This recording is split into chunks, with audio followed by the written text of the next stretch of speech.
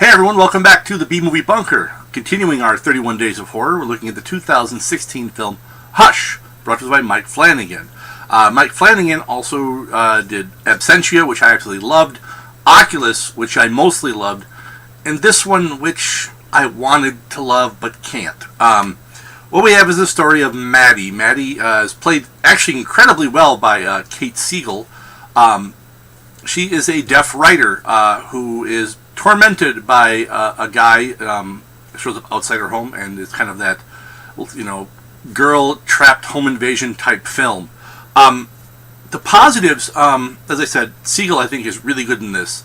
I also like the use of sound and at times the lack of sound in this movie that works really well, and I think the cinematography from that point of view, as far as how it's shot, is actually very, very well shot. Professionally, it's a very well-made film as far as all the technical aspects go. And I love the use of sound in it. However, the story at times, and it might just be that the whole home invasion thing is a little played out, for lack of a better term. And this does do the little twist with the deaf woman, and I'm going to get spoilery here, so there's spoilers. For a deaf woman, she has not developed her other senses at all, to the point where even a normal human would notice things. They do it a little bit at the end, but I mean, for the most part, it's like there are things that there's no way she couldn't notice, even being deaf. There's no way she wouldn't notice these things.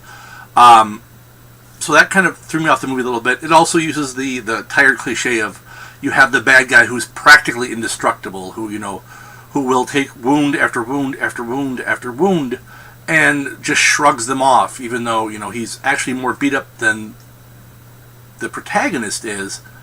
The protagonist is barely surviving while this dude is just still going and going and going. And I was a little iffy on the actual bad guy, as it were, in this one.